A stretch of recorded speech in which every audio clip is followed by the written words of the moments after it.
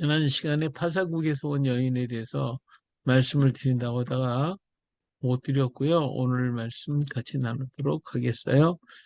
사실은 아유타국에서 왔는데 파사국이라고 했어요. 제가. 자, 어, 허황호는요, 음, 도마는 47년에 우리나라에 41년에 왔다가 42년에 가야국을 세우고 47년에 가야를 떠납니다. 그래서 그가 인도의 아유타국으로 돌아가죠. 그리고 그 왕에게 공주를 김수로에게 시집을 보내라고 그렇게 얘기를 합니다. 예, 그러는데 왜 도마가 아유타국에 가서 공주를 중매를 했을까? 그 먼 나라에.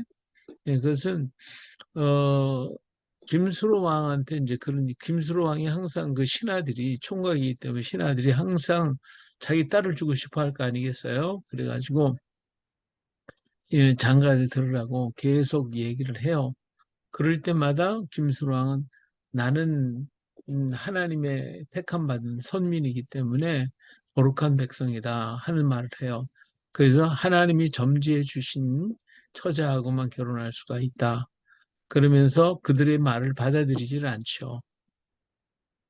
그러면서 기다리는데 도마가 떠나가고 난 다음부터 그는 저 추포라고 하는 곳에 군사들을 보내가지고 날마다 보내면서 그 붉은 돛을 달고 오는 배가 오면 맞이하라고 그렇게 얘기를 합니다. 그래서 군사들은 날마다 거기 가서 망을 보고 배가 오기를 기다리게 됐죠. 그러니까 도마는 어, 아이타고로 돌아가서 공주를 중매하는 데에는 김수로가 누군지를 알기 때문에 김수로가 유대의 혈통을 가지고 있었기 때문에 그 혈통에 맞는 사람을 택해서 보내려고 그렇게 했던 거예요. 그래서 아유타국에 가서 다시 이제 공주를 중매하게 됩니다. 자, 아유타국에는 이제 허씨가 있는데 이 허씨가 누구냐면 우리 영화에 배너라는 영화 있잖아요. 배너. 네, 이 배너. 배너라는 영화의 배는 아들, 자손이라는 네. 뜻이고요. 이 허는 허씨를 얘기해요. 그러니까 허의 후손의 얘기다 이렇게 말할 수가 있겠죠. 예, 그래서 허씨가 누구냐? 배너의 허의 후손의 이야기인데 허라고 하는 말은 훌의 영어식 발음이에요. 그래서 훌이라고 하는 것을 알 수가 있죠. 배너는 그래서 훌의 후손들의 이야기에 있어요. 자, 훌이 누구죠? 이 아론과 훌.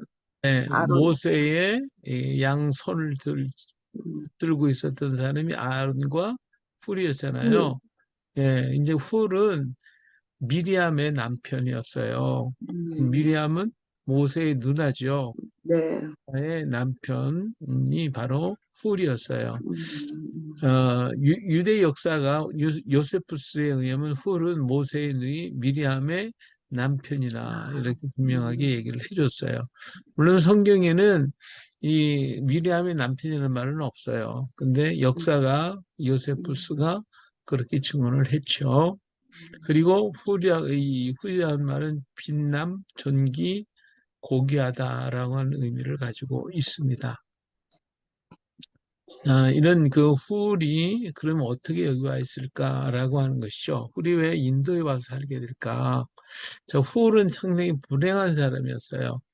모세가 시내산에 오를 때가 있었죠. 광야에서 40일 동안을 이제 산에 올라가게 되는데 처음에 뭐 며칠 올라간다는 말은 없었죠. 다만 하나님이 부름 받고 올라가게 되는데 모세가 시내산에 올라가기 전에 자기가 없으면 백성들을 보살필 수 있는 사람이 필요했거든요.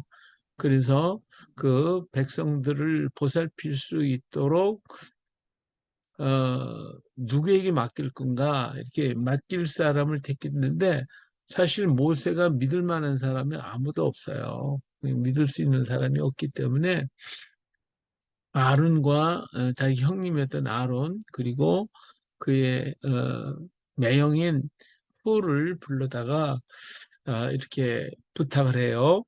예, 여기 보면 출애굽기 24장 14절에 보니까 장로들에게 이르되 너희는 여기서 우리가 너희에게로 돌아오기까지 기다리라. 아론과 훌이 너희와 함께 하리니 무릇 일이 있는 자는 그들에게 나아갈지니라. 그랬어요. 자, 그래서 이 장로들과 모든 백성들이 보는 앞에서 모세는 시내산에 올라가게 됩니다. 그리고 아론과 훌로 하여금 저들을 관리하고 지키도록 그렇게 해서 모든 백성들이 어떤 문제가 생기면 아론과 훌에게 가서 물어보라고 얘기를 하게 됐죠. 자, 그런데 모세가 산에 올라간 지가 뭐 하루 이틀 있다 내려왔으면 다행인데 그렇지 못하고 열흘이 지나도 내려오질 않아요.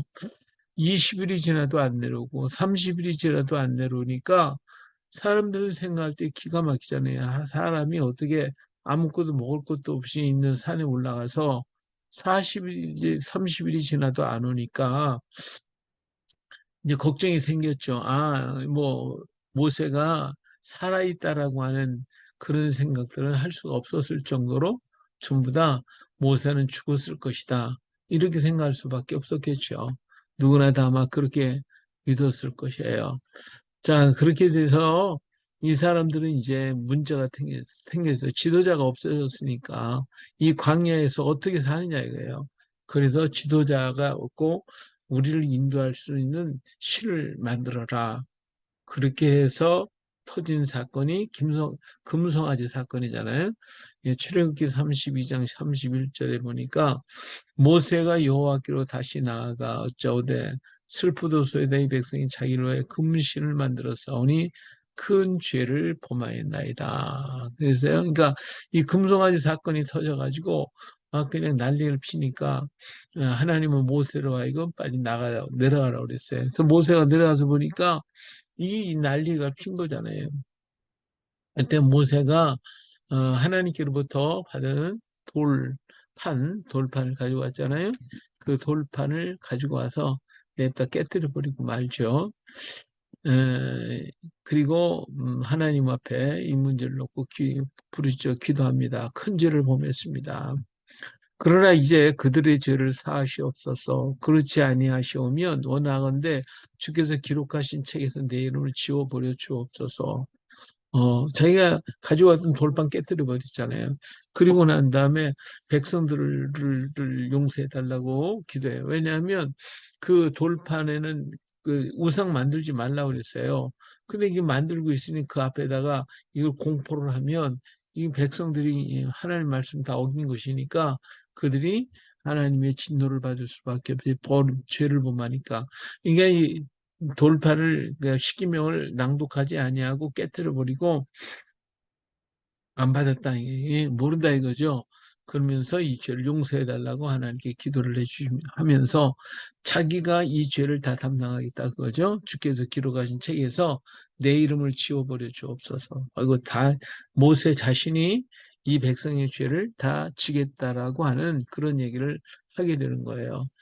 그때 하나님이 모세에게 누구든지 내게 범죄하면 내가 내 측에서 그를 지워버릴 것이지 왜 내가 내 이름을 지웠겠냐 그러면서 모세는 하나님은 모세의 그 말을 듣지 않고 그 문책을 하기로 하죠. 이렇게 그래서 모세는 이제 이러한 음, 하나님께로부터 모세가 죽는 게 아니라 그 죄를 담당한 사람에게 책임을 묻겠다라고 했어요.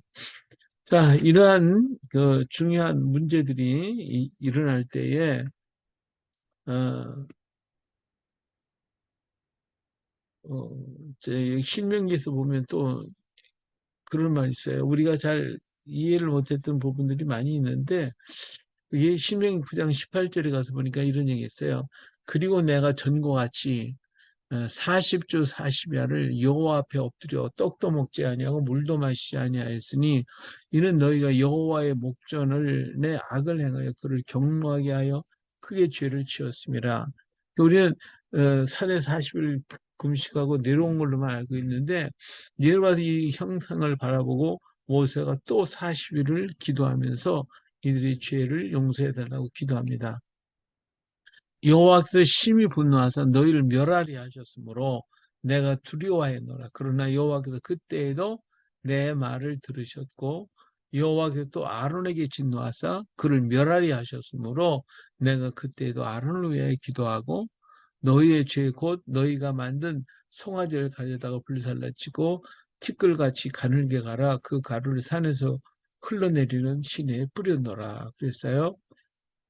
그러니까 모세가요, 하나님 앞에 40일 동안 또 한 번 기도를 하면서, 아론을 위해서도 기도했어요. 아론이 모든 책임을 졌잖아요. 책임진 자니까. 근데 아론 때문에 송아지를 만드는 것이니까, 아론이 그랬잖아요. 백성들 중에 금붙이 다 가져오라 그래가지고, 어, 송아지를 만들었단 말이에요. 그래서 이 죄를 아론이 다 짊어져야 되는데 이 문제 아론이 죽게 됐는데 모세가 아론을 위해서 이렇게 기도를 하셨다고 그래요. 기도했다고 그랬어요. 그때 아론을 위해 기도하고 하나님이 그때 어때요? 내 말을 들으셨다라고 했어요. 그래서 아론이 죽을 것에서 어, 건짐을 받게 되는 것이 모세의 기도 때문에 그렇게 된 거예요. 자, 그런데 문제는 뭐냐면, 자, 이러한 사건이 일어났는데, 그러면 죄를 물어야 할 거 아니에요, 책임자에게. 자, 책임자가 아론과 훌이었어요. 근데 아론은 이게 하나님이 이제 묻지 않겠다고 그랬어요. 그러다 보니까 훌이 이 죄를 다 담당치고 하고, 억울하게 훌은 떠나게 되죠. 그래서 훌은 외곽으로 떠나서 성소에서 그때부터 사라지게 됩니다. 훌이라는 이름이요 성경에서 사라져요. 정말 안타깝잖아요, 그렇죠? 어, 뭐, 아론은 남아서 끝까지 제사장의 일을 하며 남아 있었지만 훌은 같이 이렇게 어, 담당을 했는데 아론은 살아남고 그 죄로 훌이 몽탕 짊어지고 영막으로 나가버리고 말죠. 그래서 훌은 하나님의 일을 위해서 일하는 것이 하나도 없어요. 하나도 할 수가 없었어요. 그래서 훌은 이스라엘의 외곽에서 돌다가 그는 북쪽 아수르가에게 망하고 그러다 보니까 이 훌은 떠돌아다니는 인생에 대해서 중국과 인도에 정착하게 됐습니다. 그래서 이들이 아이타국에서 녹차와 약초를 수출하게 됐고 중국 중에서 이 사람들이 녹차를 재배하는 사람들이 됐어요. 이게 이제 중국의 녹차 재배 단지인데 이게 녹차를 재배하면서 그 녹차를 같은 그 계통의 사람들이 이쪽 아유타국에 살고 또 중국에 살고 중국에 사는 사람은 녹차를 재배하고 이쪽에 있는 사람들은 인도 쪽에 있는 사람은 무역을 하고 그래서 그 녹차를 가지고 넘어오는 도로가 뭐냐면 이것이 차마고도라고 하는 것이에요. 차마고도. 중국 사천성 그쪽에서 그걸 갖다가 히말라야 산맥을 넘어서 아이타국으로 넘어오는 그 길이 차마고도라. 그래. 차를 갖다가 운반하는 길이죠. 근데 이 사람들이 다 같은 동족들이에요. 같은 동족들. 예, 그래서 좀 유명한 것이 됐는데 이 차마 고도를 지나서 이 사람들은 녹차를 갖다 팔고 그리고 거기에서 소금을 가져가고 하는 그런 여러 가지 물품도 가져오고 그랬어요. 그래서 이러한 교류가 있었다 하는 걸 알 수가 있어요. 그래서 바로 이 사람들이 다 훌의 후손들이거나 훌과 함께 있는 유다 민족들이라고 하는 것을 알 수가 있어요. 자, 41년에 도마는 한반도에 와가지고 저 청도 이서국에서 복음을 전파하게 됩니다. 그리고 42년에 김수로가 이 이서국에서 김수로가 도망을 치죠. 도망을 그 당시 이제 김수로라고 하는 말은 아니었고 다른 이름을 가지고 있었어요. 내질청해라고 하는 이름을 가졌던 사람인데 42년에 사로국과 이서국의 전쟁이 일어나는 바람에 이 이서국에 있는 사람들이 도망을 치게 되어져요. 이 도망을 쳐가지고 그래서 가야국을 세우게 되죠.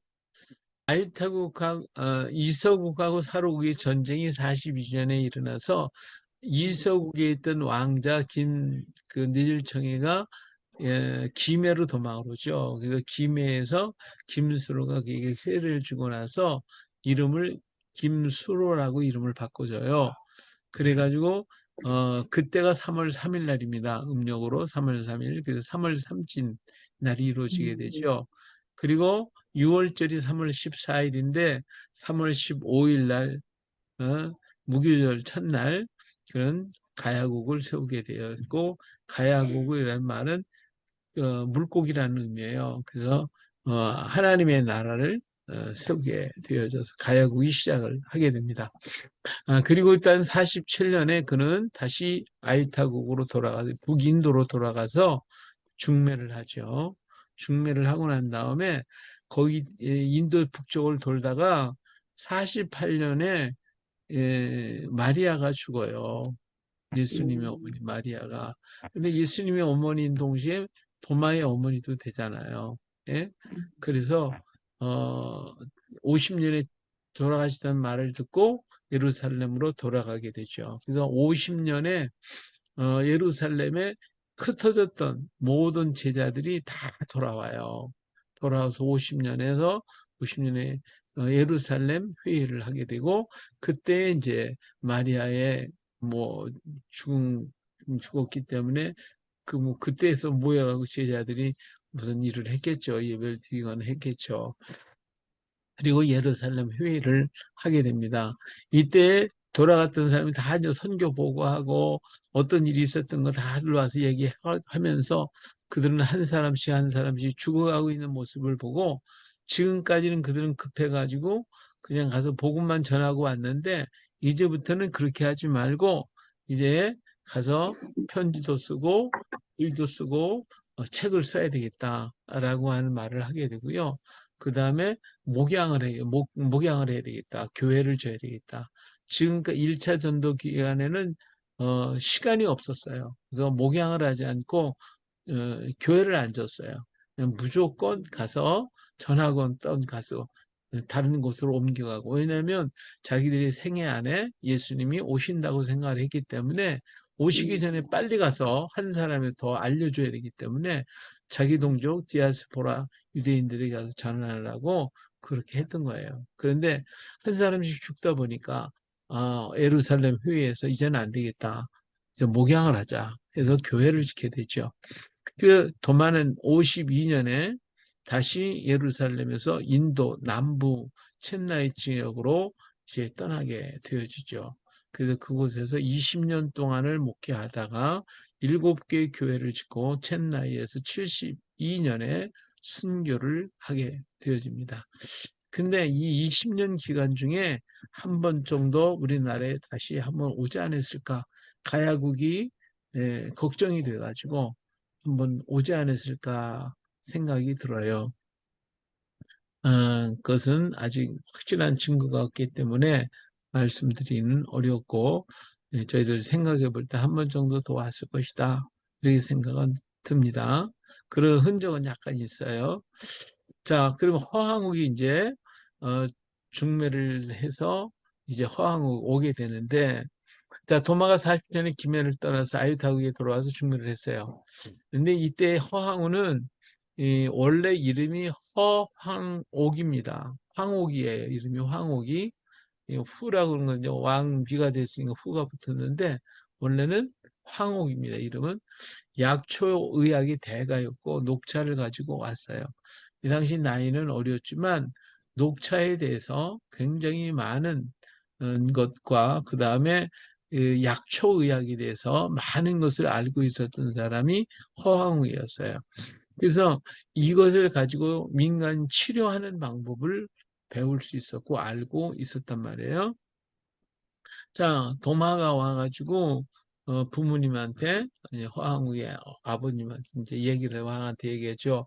지금 김수로에게 시집을 좀 보내라 이렇게 얘기를 했어요. 그랬더니 아우 그 먼 나라에 어떻게 내 이 귀한 딸을 보냅니까?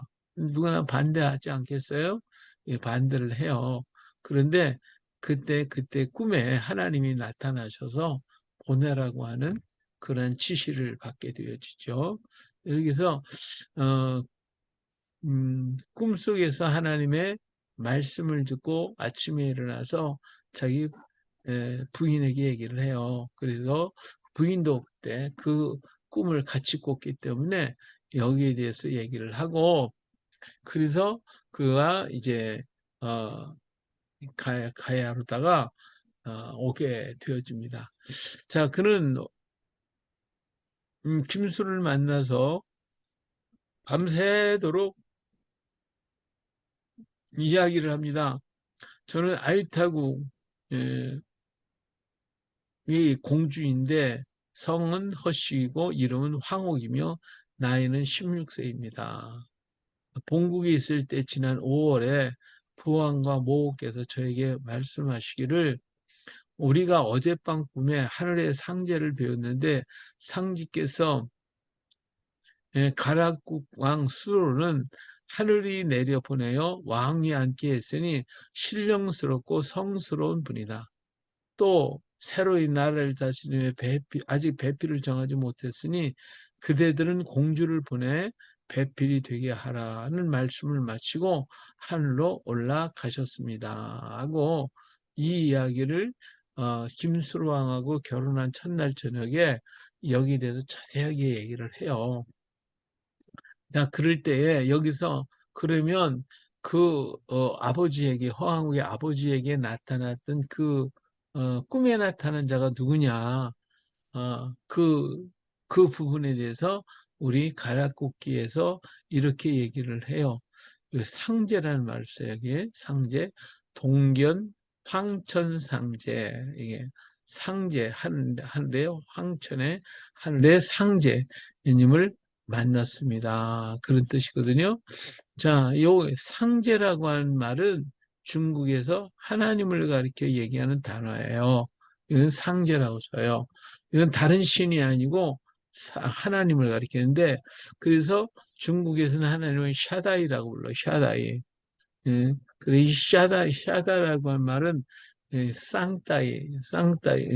쌍따이라고 부르는데 그것은 엘샤다이, 하나님을 엘샤다이라고 부르잖아요. 그래서 이 상따이라고 하고 샤다이를 상따이라고 불러서 이렇게 상제라고 써요. 다른 시는 이런 글자를 안 씁니다. 그래서 상제는 반드시 하나님을 얘기하는 거기 때문에 여기에서 말하고 있는 상제는 하나님이라고 하는 것을 분명하게 얘기해 주고 있어요. 하나님이 나타나셔서 말씀해 줬다 하는 것을 이 문장을 통해서 우리가 잘 알 수가 있습니다. 자, 꿈을 깨었으나 상제의 말이 아직도 귓가에 쟁쟁하다. 그래서 상제의 지연이다라고 예, 하나님의 말씀이라는 뜻이요. 상자, 상따이, 샤다이, 엘샤다이. 전능하신 하나님, 산의 하나님이라는 의미의 이 샤다이라는 말을 썼죠. 그래서 하나님을 전능하신 하나님, 엘샤다이. 그래서 중국에서는 이 샤다이를 따가지고 상따이라고 불러서 그걸 갖다 상제라고 이렇게 표시를 합니다. 그러니까 반드시 이 하나님이신 것이 확실한 거죠. 자, 그게 화학무기가 인도에서부터 시작해가 우리나라에까지 왔는데 사람들은 그러죠. 아유, 거기서부터 어떻게 오냐? 그 당시 뭐 배를 타고 어떻게 오겠냐? 뭐 여러 가지 의견이 많아요. 근데 여기에 대해서 연구하신 분들이 굉장히 많습니다. 이 과거로 본 허항옥 3일이라고 하는 프로가 있어요. 혹시 보신 분들 계시는지 모르겠는데 이 프로는 불교 쪽에서 만든 거예요. 불교 쪽에서 정말 돈을 많이 들여가지고 이 허황우가 온 길을 추적을 해서 만든 프로그램입니다. 자, 여기 보면 이 바스코 다가마라고 하는 포르투갈 여행 사람인데 1460년에서 1524년까지 산 사람이에요. 있었던 사람인데 이 사람이 아주 굉장히 많은 여행을 했어요. 근데 이 사람이 에, 타고 온 배가 어떤 배냐면 여기 있는 거예요. 예, 그래서 자기가 타고 온 배가 요만한 배예요. 그랬는데요. 어, 그 허황우 시절에 그 당시 있었던 무역선들이 여러 선들이 있었는데 그 당시 무역선이 이 제일 큰 배래요. 어마어마하게 큰 배를 무역선이 있었다는 거죠. 그러니까 자기가 타고 온 배는 아무것도 아니라는 거죠. 이게 너무 이게 작고. 예. 보이나요? 이 배가 보여요? 네, 그래서 보여요.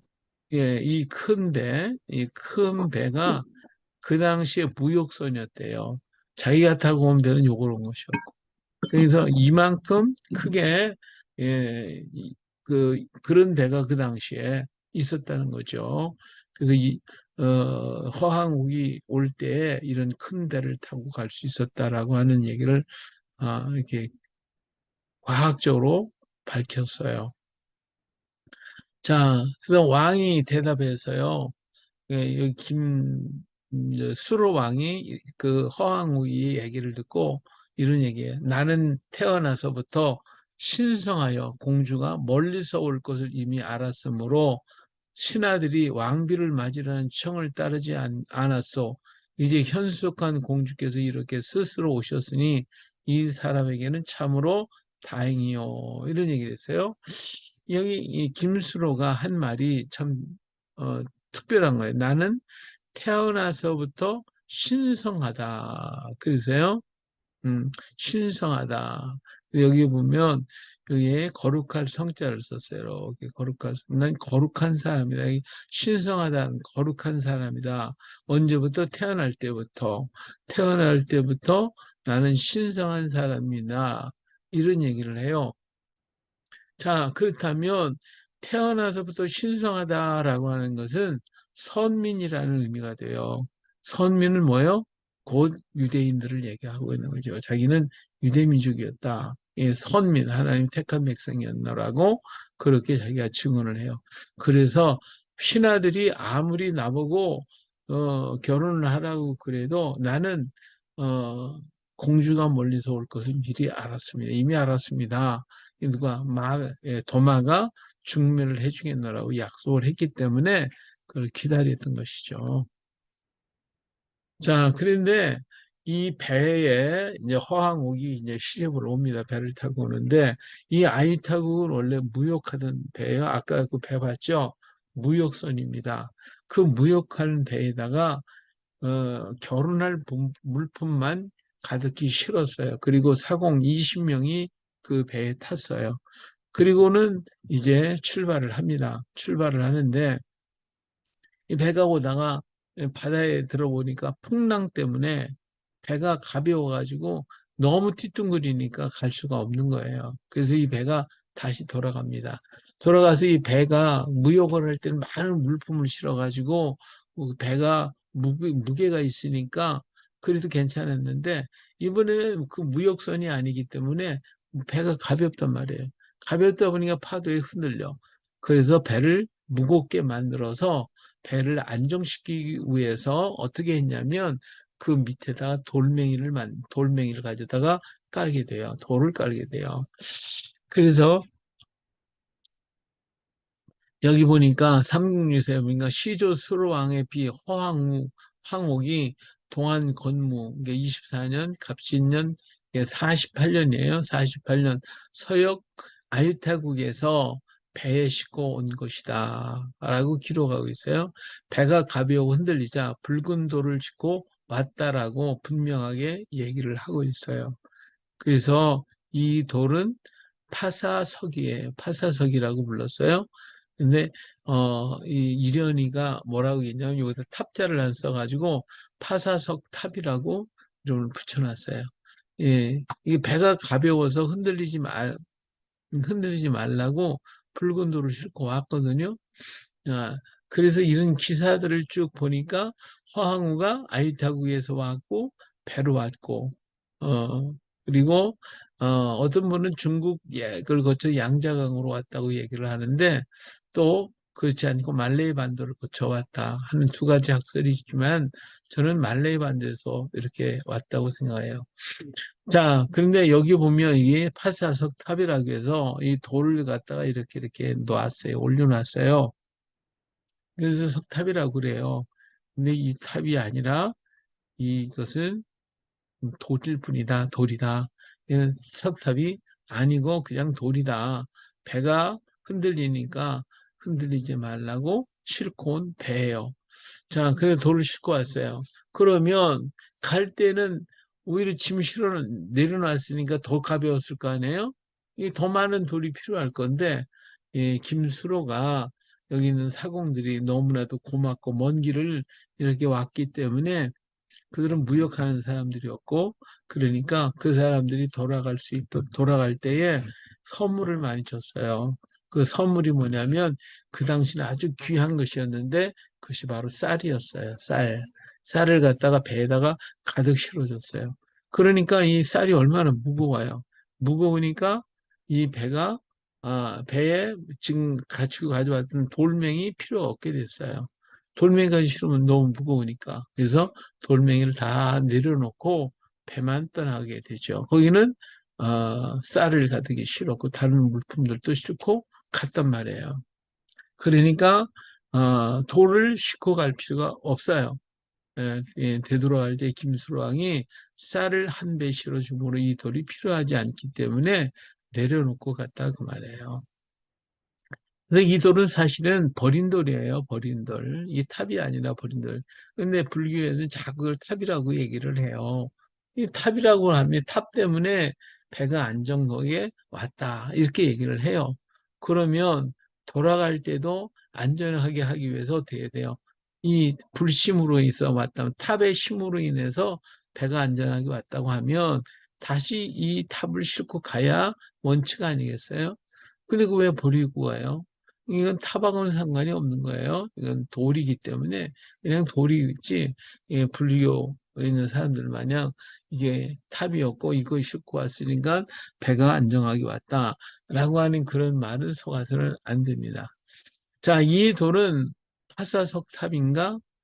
탑이 아니고 배의 안정을 위해 싣고 온 돌. 근데 이련이 이 돌을 탑이라고 명명함으로 탑이라는 생각을 갖게 해서 이것을 통해 가지고 지금도 사람들이 이게 뭐냐 탑이다 탑이다 이거 불교 가야는 불교국이다 불교국이다 이게 아니야. 잠재적으로 이렇게 알게 여지도록 하기 위해서 그렇게 얘기를 한 거예요. 근데 그러한 왜곡된 역사를 바라보면서 우리는 자꾸 그게 맞다고 생각을 하죠.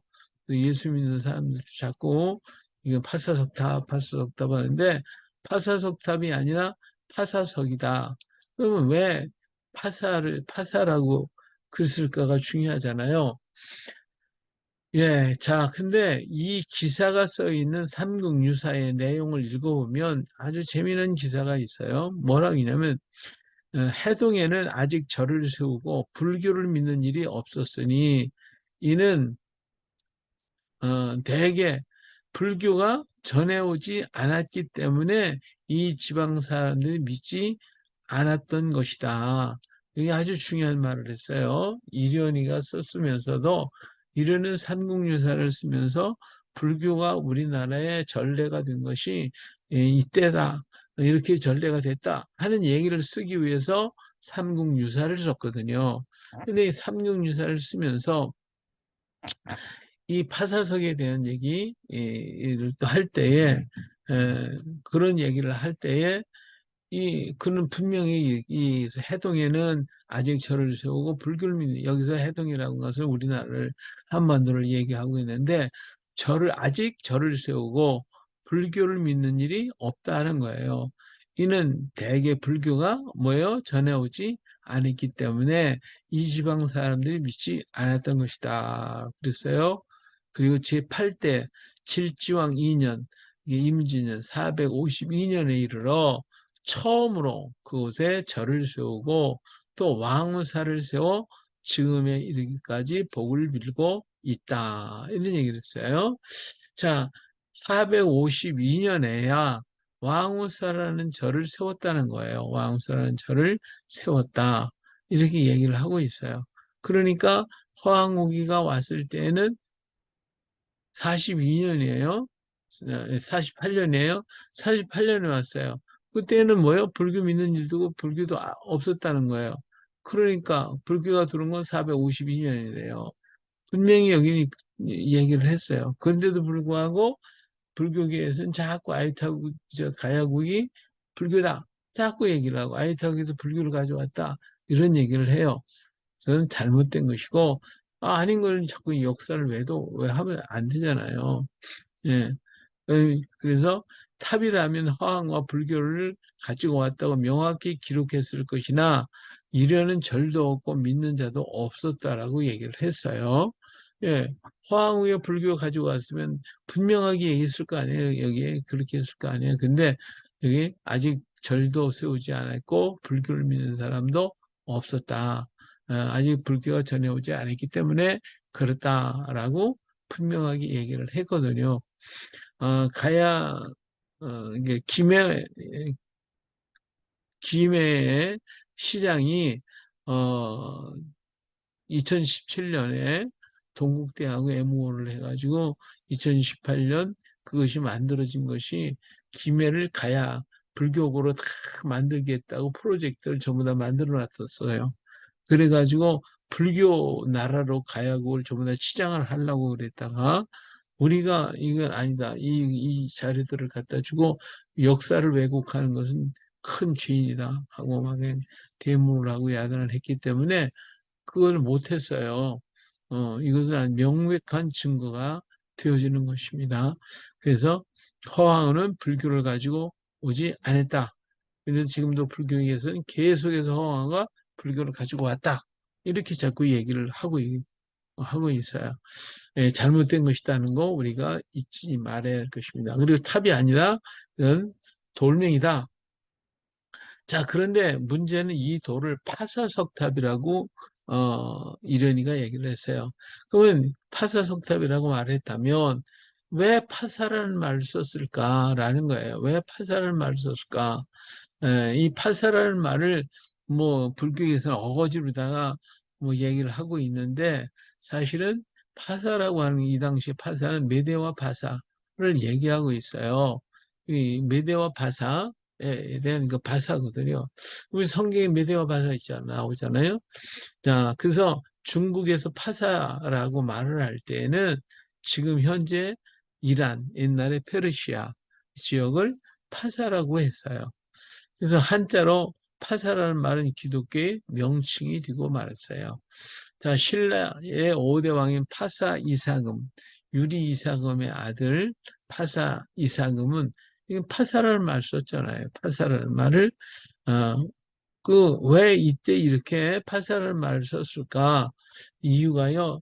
당나라의 당태종 이세민이 기독교를 받아들인 것이 635년이었어요.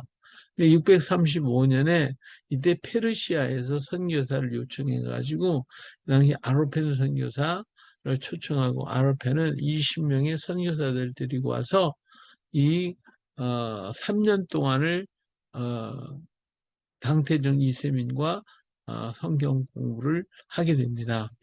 근데 3년 만에 이세민이 어, 깨달음이 돼가지고 다시 말하면 거듭나는 역사가 있어서 예수님을 영접하게 되죠. 그때에 아로펜 선교사가 가지고 왔던 저 페르시아에서 페르시아가 바로 도마가 복음을 처음에 전했던 지역이 또 페르시아거든요. 근데 거기서 그 페르시아 지역에서 올 때에 그 20명의 같은 선교사들과 함께 오게 됩니다. 와가지고 그는 성경을 3년 동안을 성경 왕에게 가르쳐주고 또 성경을 번역했는데, 이때 번역한 성경을 우리가 지금 말하는 것처럼 성경이라고 말하지 아니하고 파사경이라 이렇게 얘기를 해요. 왜? 파사에서 왔기 때문에 이 교가 파사에서 왔다 해서 파사경, 또 교회를 파사교, 자, 기독교를 파사교, 그리고 교회를 파사사, 이렇게 이름을 붙였어요. 그래서 전부 파사라는 이름을 붙여요. 그렇기 때문에 파사라는 말은 기독교라는 의미가 되어져요. 기독교. 그래서 허황과 기독교라는 증거는 파사라는 글자로도 알 수가 있는 거예요. 그래서 파사라고 하는 말은 그저 뭐 어떤 것을 얘기하는 게 아니라 기독교인이다. 그렇기 때문에 허황과 가지고 온 돌을 뭐라고 그랬어요? 파사석이라 이게 했단 말이에요. 그러면 이 허황과 페르시아에서 왔어요? 아니잖아요. 인도에서 왔단 말이에요. 근데 페르시아 말을 썼단 말이에요. 파사라는 말을 썼다 이 말이에요. 이 말은 무엇이냐면 다른 말이 아니라 허황과 기독교인이다 라고 하는 말로 표현할 수가 있다 그 말이에요. 그래서 파사석은 기독교인 허황우가 가지고 온 돌이다. 이런 의미가 되어지는 거예요.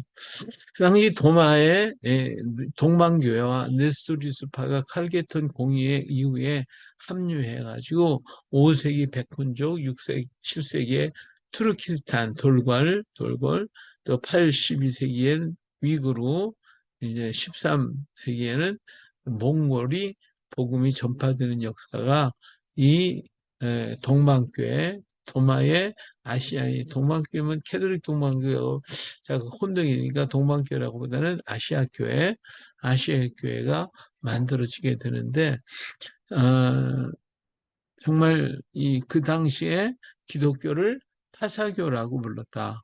기독교를 말 안 썼어요. 파사교라고 이름을 불렀다. 나중에 이제 더욱 믿음이 커진 다음에 하나씩 바뀌어 나가게 되어져요. 그래서 이때 파사라고 하는 말은 기독교라는 말이 된다. 어, 자, 3세기에서 7세기에 페르시아 사산 왕조, 7세기에서 9세기에 중국의 당조. 그래서 이때 다 파사라고 하는 말을 썼는데, 이 파사라는 글자가, 이게 이제 이 글자가 이제 파사라는 글자거든요. 중국인 이렇게 써요. 근데 우리나라에만 여기 밑에다가, 같은 글자 밑에다가 여자 여자를 써놓잖아요. 그래서 파사에서 온 여자다. 파사에서 가지고 온 여자가 가지고 온 것이다. 이런 의미로서 파사라는 말을 썼단 말이에요. 그러면 이 돌이 페르시아에서 온 게 아니라 이 여자가 허황욱이 기독교인이기 때문에 기독교 파사석이라는 이름을 붙이게 됐다라고 하는 것을 알 수가 있습니다. 자, 여기 보면 이제 이게 파사라는 말을 썼죠. 파사석이라고. 그러니까 이제 파사석탑이라고 하면 안 된다는 거 말씀을 드립니다. 그 다음에 교회를 처음에는요, 이 사자를 썼어요. 절사자. 그러니 이 절사자를 썼으니까 사자가 붙으면 다 절이다. 이렇게 생각을 하겠죠. 자, 그러나 사람이 모이는 곳을 사라고 붙여서 말을 해요. 예를 들어서 중국에는 모든 관공서, 사람이 모이는 곳은 절사자를 다 썼어요. 그러니까 모든 관공서도 사자를 썼다고 말해요. 모두가 다 사자를, 사람이 많이 모이는 곳은 전부 통일해서 사자를 썼어. 기독교도 사, 불교도 사, 모두가 다 사를 썼고, 관공서도 사. 이렇게 대리사, 그러면 한 나라의 사법을 관장하는 중앙관서, 태상사 하면 종묘의 의례를 관장하는 관공서 이름이에요. 그렇기 때문에 사자라고 해서 다 절이 아니다. 라는 걸 말씀을 할 수 있어요. 자, 그 당시에 당나라에서는요, 교회를 뭐라고 불르냐면 십자사, 대진사, 이렇게 불렀어요. 자, 십자가를 상징하는 교회다 그 말이죠. 대진이라고 하는 말은 이것은 그 로마를 가리켜요. 로마, 로마. 이 기독교는 로마에서 왔기 때문에 대진사. 예. 자, 그런데 교회가요. 어, 훗날 중국 땅에 교회가 있었다고 하는 걸 아무도 믿지를 않았어요. 교회가 전혀 없었으니까. 그래서 교회가 없는 중국 땅인 줄을 알았는데 당나라를 연구하다 보니까 이 당나라의 그 어, 경교비가 발견이 됐잖아요. 근데 그 경교비 안에 교회 이름이 쫙 나오는데 보니까 십자사, 대진사라고 하는 이런 이름들이 쭉 나오는 거예요. 근데 역사 문헌에 보니까 뭐 십자사도 나오고 대진사도 나오고 그 문헌에 그런 게 나온단 말이에요. 아니 그러니까 아니 그 당시 사람들이 생각하기를 뭐 기독교가 있었다고 하는 생각은 전혀 안 하고 아, 이게 뭐 이상하다. 왜 절에다가 십자사라고 쓰고 대진사라고 썼을까? 이걸 몰랐단 말이에요. 이것 때문에 굉장히 혼란들을 가져왔어요. 이상하다.